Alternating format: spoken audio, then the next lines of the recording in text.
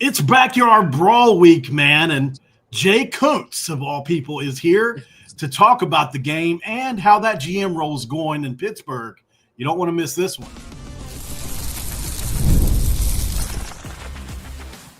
You are Locked On West Virginia, your daily podcast on the West Virginia Mountaineers, part of the Locked On Podcast Network, your team every day.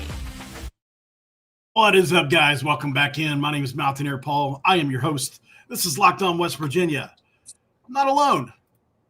Obviously, we're talking about Jay Kuntz in the building, man. What's up, brother? Fresh off a win. You guys took Eastern Michigan out to the woodshed a little bit tonight. I seen you guys were up big in that game at certain points. Hey, listen, like we talked about earlier, and like a lot of guys said, this time of year, you don't apologize for a win. You take it. We have a younger group, so I think it's really good for them to get those experiences. And, especially, tonight with one of our guys, one of our vets, we let him out, get him ready and prep him for other games coming up on the schedule. Is that really what that was? Yeah, oh, my God. But, like I said, I mean, you do a lot of maintenance things. Our staff is really big and to making sure these guys are good, obviously, whether it be games, whether it be situations, making sure it's a long season. So, like I said, glad that we could get the win. And, the 3 games we played so far, I'm not in about 2 of the 3, I think, were probably tournament teams. You saw that we beat Youngstown State at home, which Youngstown's very good. I mean, they went to beat Grand Canyon at Grand Canyon. Yeah. Which Grand Canyon's Jordan's at Grand Canyon. They've done a hell of a job. But like I said, we talked a few times before that game. They're talented. They shoot that ball, man. Yeah. Okay, guys. So thanks for making Locked On West Virginia your first listen and for being part of the Locked On Podcast Network. We talk about your team every single day. Obviously, we've got to tell you guys, this one's here brought to you by FanDuel. Right now, new customers can bet $5. That'll make you holla. And if you win, you get $300 in bonus bets to use across the app. So make sure you download the FanDuel app today to get started. I got a couple questions for you, brother. Obviously, we're good friends, and we have kept in contact since you left. I always appreciate your friendship, man. Even though you're at that place down the road, you've always been good with advice and just helping me through some things. So want to throw that out there first. I appreciate that. The transition from West Virginia to Pitt, obviously you spent over a decade, almost 2 decades at West Virginia, and you were everything from assistant to director of recruiting to the GM. You did it all, really, and you were right under at the end. You were really Bob Huggins' right-hand guy. What surprised you most about jumping from West Virginia to Pitt and really your Pitt's inaugural GM? Am I right about that? And how has that rivalry lens shaped your approach to building that thing there? I don't know how I would say to jump it, right? Like, obviously, I'm very well versed in the rivalry. It's one thing when people and they've been, and with all seriousness, they've been phenomenal to me.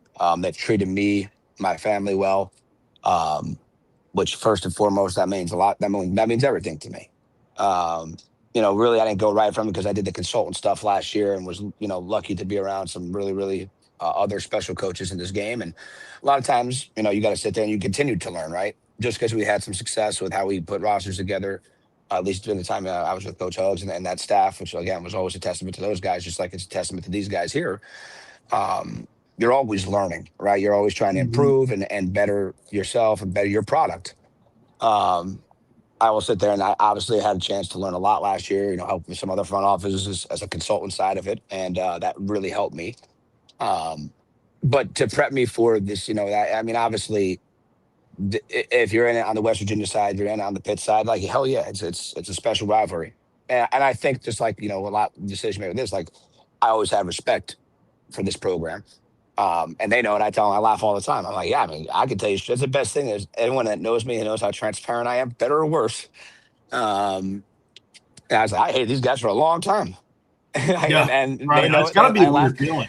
I always sit there and say, I'm like, ooh, thank God some of those people in the zoo are gone. All the things over the years, I'm like, I got to sit there. There's a new zoo crew. So hopefully they don't hit, their older siblings or something like that weren't part of those teams. But obviously, you get a lot of kickback and feedback. And I think a lot of people have been great, the West Virginia fan base. And then I obviously will say this again, as I've said multiple times, that place made me. Those people made me, that university.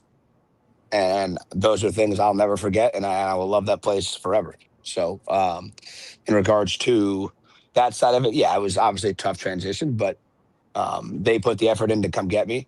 I was going to take Mm-hmm. another job in the ACC, as you and I discussed, and Yep. my number one job has always been a dad. My son is in Right. Morgantown still with his mother, as she works there in Not a whole lot town of still. upheaval for you either going to Pitt, right? You're still in a Yeah, similar area. correct. So, And that's the thing. Is like my son is an hour from me. yeah. So that as a dad, that means everything. And listen, like, I'm very blessed that my partner in this parenting thing, his mother is a wonderful human being and a great mother. But those are things that I didn't want to miss, is the everyday stuff of him growing. He's 5, and like I said, I was blessed with the opportunity and making the best of it. I enjoy working with these guys every day. The University of Pittsburgh has been great to me. The administration's been great to me. They embrace the vision, embrace my thought process on how I think I can get, and we as staff, but I in my process can get this thing going for them in the way it needs to go. I think we've had some success early on. We have a top 5 recruiting class in the country for 2026. Right. And that's a testament to the staff. I mean, obviously they've bought in completely. They've done a wonderful job. My assistant's very similar to my situation at West Virginia. I have 3 guys as my top assistants that were all head coaches. And my young 3 assistants in the backside are all just get done playing, and they're tremendous at what they do, whether it be skill development, player development, relationships with the guys, things of that nature. They do a wonderful job. Yeah. So speaking to that, kind of that vision, obviously you're the first, it's your first year there. How do you define a success in year 1 there? And obviously NIL is a part of everything. We know that. Transfer portal, high school, you combine them, you figure out where you're at as far as how did we succeed this year. Obviously the top 10 or top 5 2026 class is already locked in. You've got Jones, you've got Foster, you got Valesi. Am I missing anybody? Oh, no, that's what we wanted to do. And again, like I said, success looks like a lot of different things for a lot of different people, right? I think this is a program that obviously just has a rich tradition of success. And I think Cape, again, I remember when Cape took over this job years ago, and I remember because that's how I'm getting old. I remember when Jamie was here, and then West Virginia Pitt had battles for years, right? Those were some wonderful games going through them. The reason why I'm losing my damn hair. But at the end of the day, that was an unbelievable rivalry, and those were unbelievable games of basketball. And, obviously the 2 years that Kevin Stallings was here, it was a rough time for them. And I think Cape, when he took the job, I think everyone's like, it was a rebuild, but it really was a build. The place was gutted, whether it be talent, whether it be resources. I think a lot of people were down after those 2 years.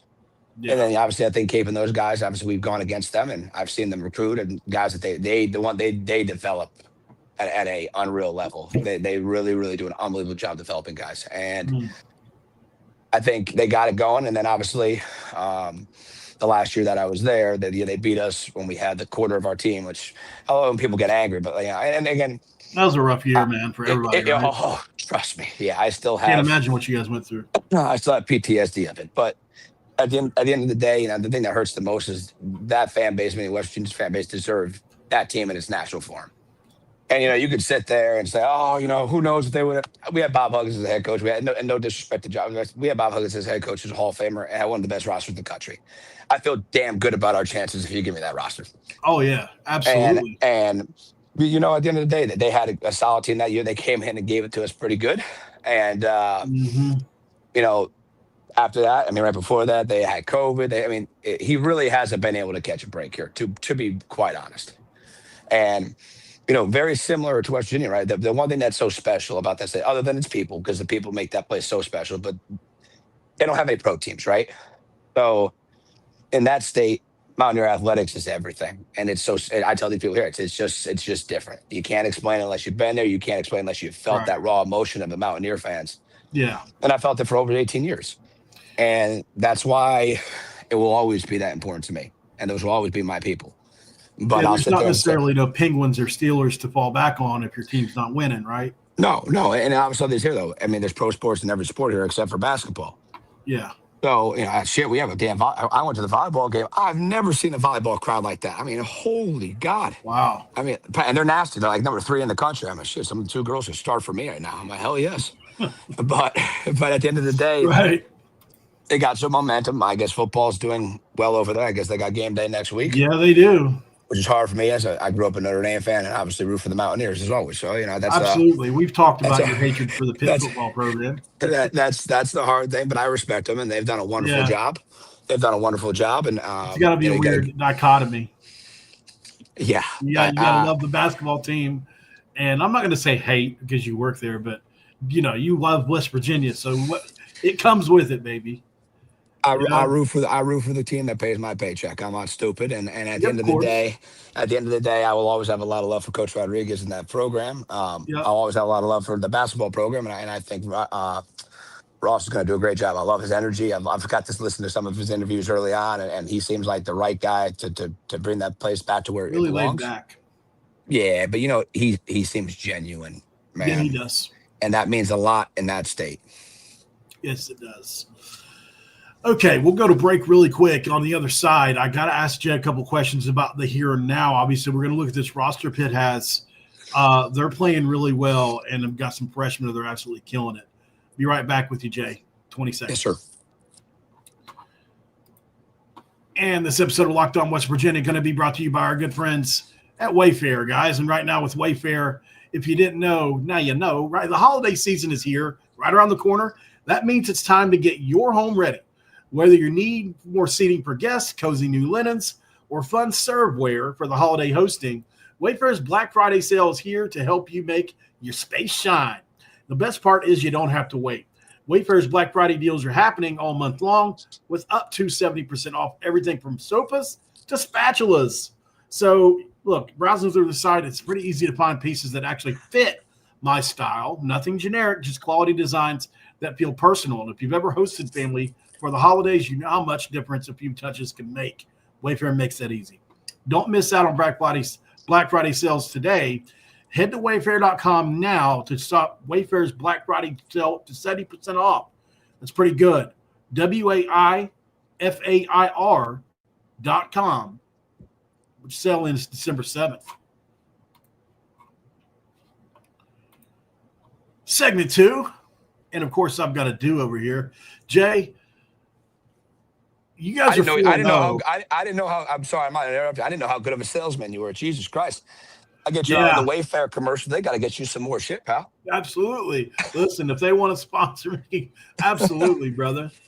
You guys are 4-0, and I mean, if I'd have told you before the year you're 4-0, you've got a freshman that's playing like Minor is. You've got a guard Cummings averaging almost 20 points a game. I mean, would you believe me? I mean, you guys are playing pretty well right now, man. Just keep it real, right? I appreciate that. And I sat there. I told our ops guy, I said, Jesus Christ, if I knew we were going to be that young, I told Richmond, who worked at West Virginia and was an assistant at Youngstown, I said, that's the last team I wanted to see on my schedule to start the year. We ended up playing really well. And then that's a very, very good team. And a lot of vets who can score that ball at a high level. So I'm a competitor. That I was bred that way from being at WVU, and I expected to win that game, and I expected to be this at the moment. But can I sit there and say it was a given? No. It's a testament to this coaching staff. It's a testament to the work that these kids put on a regular basis. They work their tails off. They're really bought in. Doesn't mean it's always going to turn out great. Doesn't mean it's always going to be peaches and cream, right? But you're there. That's the beautiful thing about a season. It's a story, and this is just the writing of this story for this year. Yeah, you guys have got just a really steady bench right now as well. Papa and Najas is how he says his name. Noyes. These guys coming off the bench playing really well right now. Mm-hmm. And so do you feel like you guys have pretty good depth right now? Are you happy with it? What's the rotation been looking like? 7-8 guys?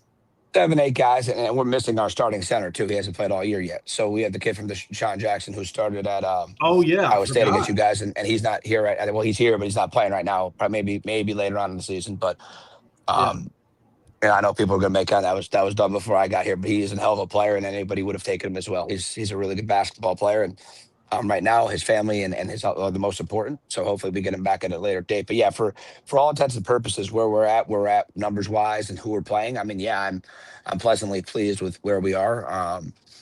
But we need to get better too, Paul. Like, I mean, that's everybody this time of year. You're still learning about one another, right? You beat up, go against each other all year, and it's nice to finally play some other people and see how those pieces that we think we have or maybe we don't have, kind of fare out there. And right now it's been good so far, but there's going to be adversities. I mean, down in Morgantown's a tough game. That's a tough It's a environment as tough any game, place yeah. to play. Yeah, hell yeah. I mean, the respect for what those guys do and their track record, how they guard that. I mean, I've had to watch them a few times. They're And guarding right now, yeah. yeah, they guard that ball in that half court, man. They guard the shit out that The ball. offense hasn't really clicked yet. I think that surprised some people, but not you. That'll come though. That'll come. It's so early. I mean, they're still missing pieces too, just like a lot of people. Right, of course, yeah. Yeah, they've won those games. I mean, I think I saw one of Ross. He's right though. At the end of the day, that you saw a W, right? You never apologize for a win. It might not be ugly. Said, yeah. It might not be the sexiest game or the sexiest way to win, but they won. That's all that matters. Ross said he thinks Campbell's a lot better than people think. Yeah, I mean, you guys said do Campbell and Mount St. Mary's is a tournament team a year ago. Were they the same team? No, but they're a good team. That kid shot the shit out the ball. Yeah. And I forget I watched them a little bit against Wheeling because obviously I know Chris Richardson and there was getting Chang really well. So obviously I watched that game a little bit. But yeah, I mean, those guys that program's in great hands. I think Ross is going to do an unbelievable job. And like I said, I plan on rooting from every game but one. But they've done a great job, and I've heard a ton about a lot of the staff, and I look to see my alma mater and those people that I love happy throughout the years, for sure. And obviously, Lehigh hung with Houston for almost the entire game, and West Virginia was up big in that game. Yeah, no question. So that was a game. That was a game I argued they were up the biggest. I think they played really well that game. Yeah. So obviously, this is going to be an emotional return home for you, I think. And what do you have on the agenda? Obviously, you're probably going to see Coach Hugs, I would imagine, or of course, have time for that. Of course, I'm laughing, Paul, because I sit there and act like I'm this whatever. Like it won't be emotional. Like I was going to call Josh because Josh is one of the strongest people I know, and I watched when he went there to Utah last year, and I saw the Even big fella tear emotional. Up. Yeah, hell yes, he did. He teared up like a big. I never thought I'd see that, and I could act like it's going to be hard. It's going to be weird being on that opposing sideline, and seeing the Mountaineers, seeing familiar faces that I still love and will always care about. And, seeing those uniforms that I have seen our kids don for years. And, yeah, the nostalgia part of it will be hard. But after that ball's tipped up, it's a game. And it's a rivalry. And like I said, I think there's not a better, I know it's cliche, but there's not probably the way I think that game is going to go. There's not a better claim for that backyard brawl than what that game will be. It might be ugly. There might be somebody it's going to be a war. Yeah.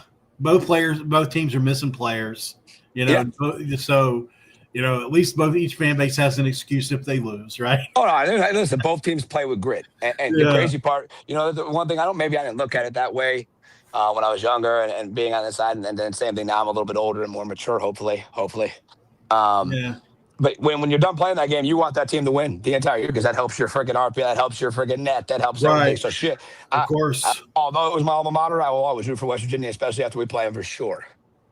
Yeah. Win or lose, no question. Right.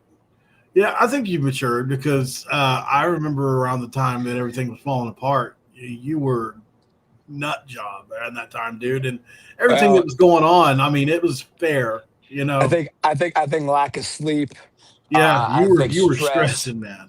And you know what? I tell everybody this, and obviously, very close with a lot of West Virginia people still, the donors, some of the admins, some of the other people that are still very, very close to the program. And I think the hardest part is because I was one of you all, right? I know I always, but what I'm saying is, I had to learn when I came down from Connecticut as an undergrad, right? And I say this to Dustin Darby and the wonderful other people in that state and stuff that taught me what it meant to represent that university, to wear that flying WV.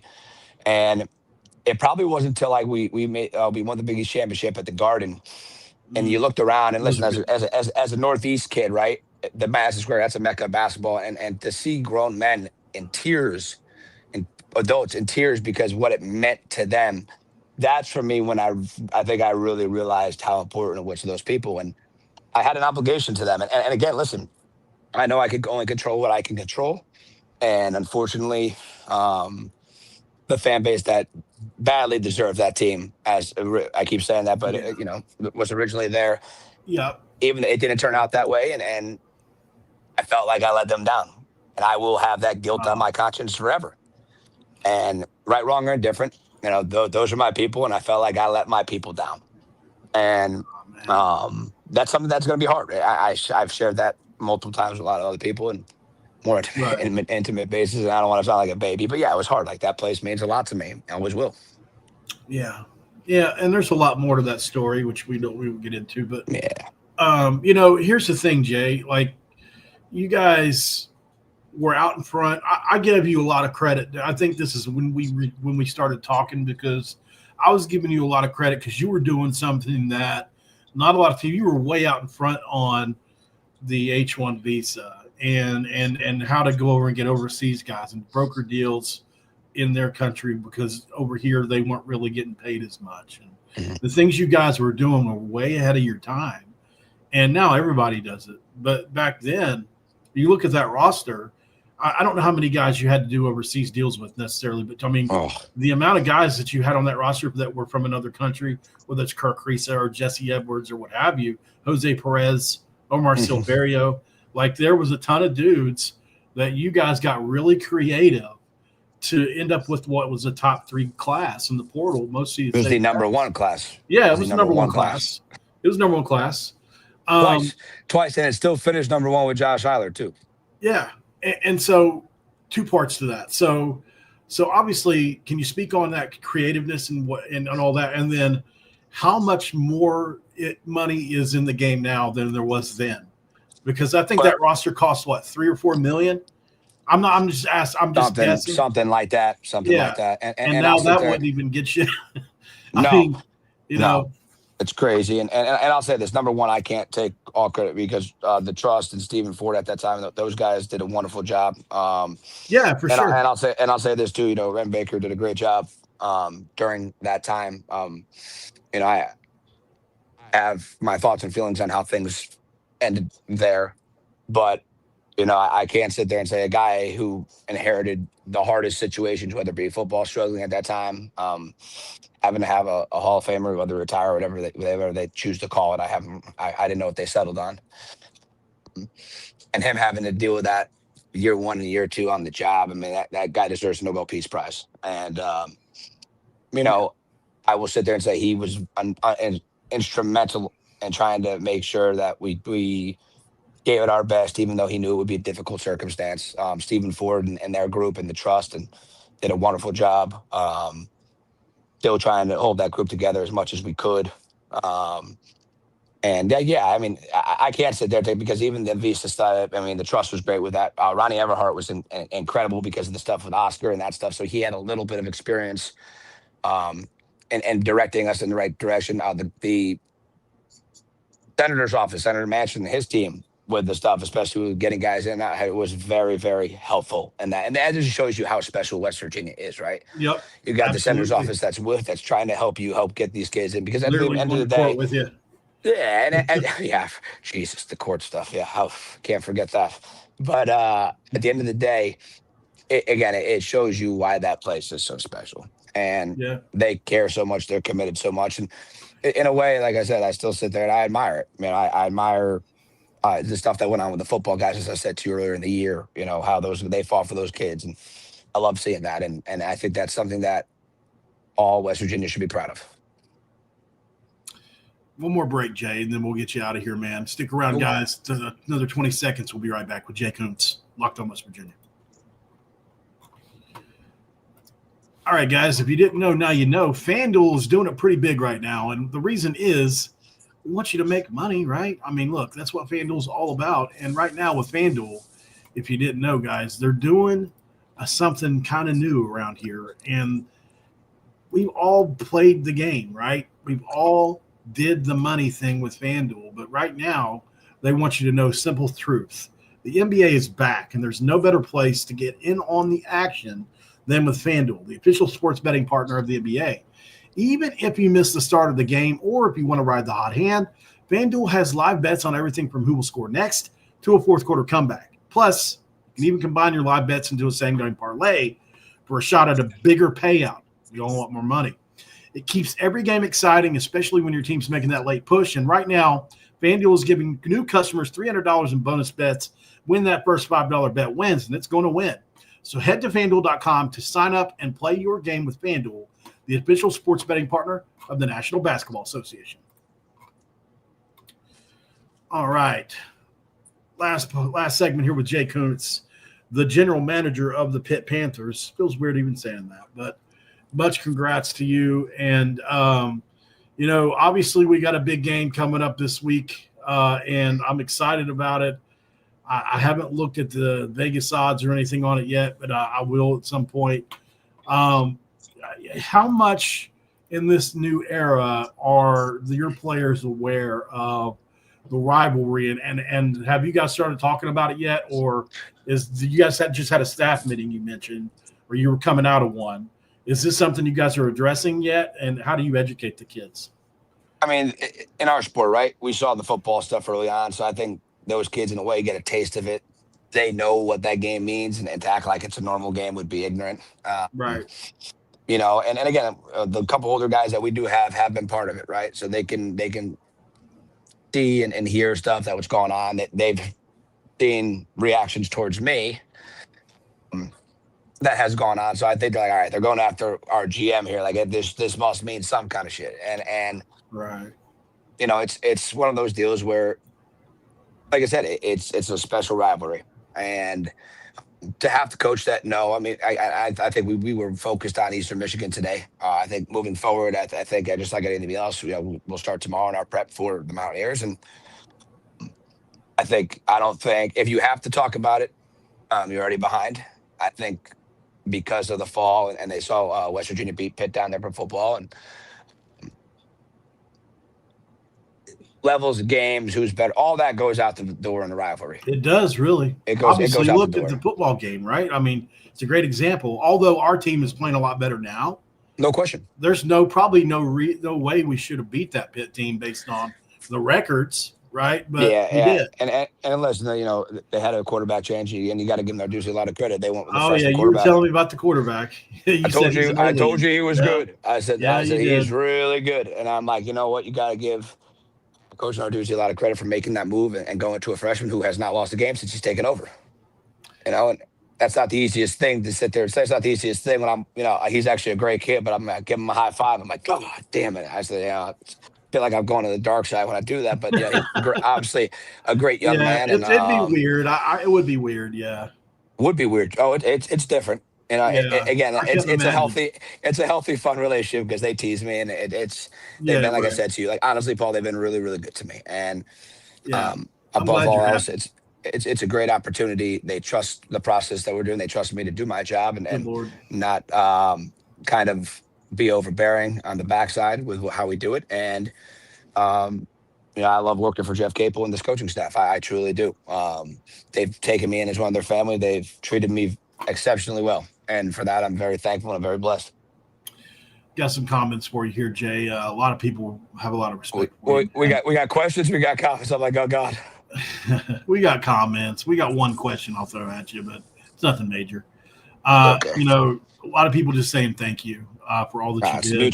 It's mutual. That Nathan I owe them a lot of said, thanks to. I could see Jay coaching the old Golden Blue one day. Going to switch right in the middle of your great GM ride. You're going to go straight to coaching. Back to coaching.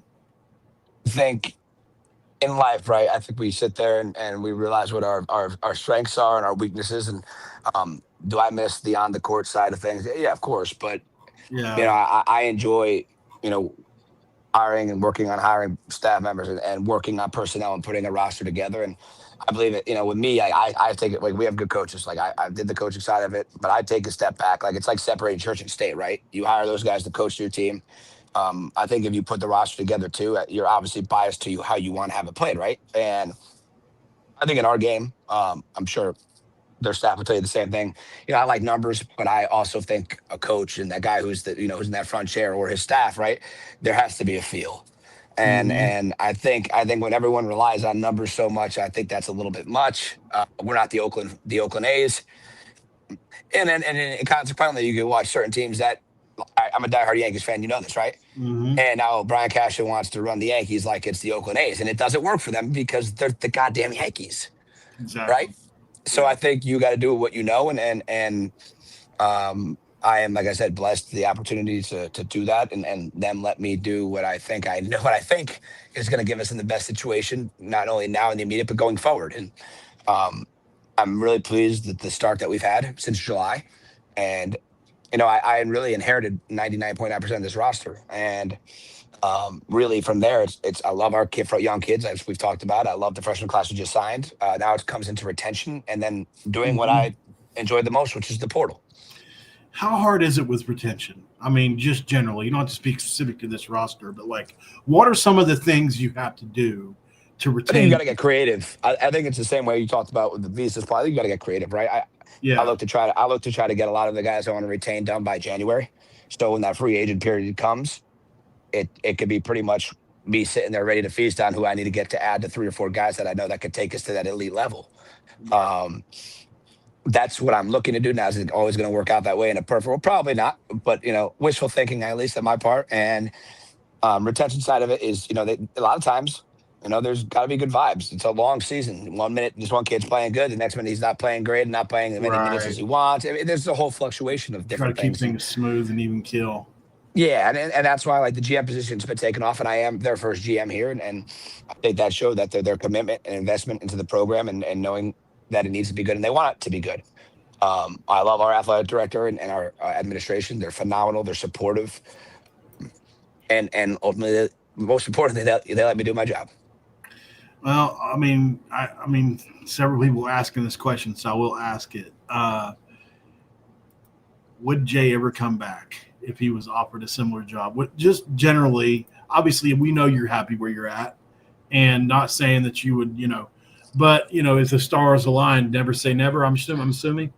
Oh, you never say never. I mean, that place I said multiple times. You never close the door on it. I have good relationships with most of the people still there, and I wish them well. I want them to do well, and I don't. I try to live in the moment, right? I try not to live in what goods or those, because then I think you lose track of what's happening in front of you, right? And just like my loyalty there, like I stayed with coach a long time there, and there was opportunities that had arisen, and I stayed. But that's because of not only that guy gave me my first job. I was never working in college basketball without Bob Huggins, without Larry Harrison, without Yeah. Ronnie Everhart, Billy Hahn, Yeah. Josh Eiler, Jared Gosh, man, Calhoun, it's like hard to any of those believe he's guys, gone. yeah. And it's crazy. But I wasn't working in that game without those guys. Everyone I just listed right there for sure. I And had Coach Hahn. He was going to come on. He passed like a month later.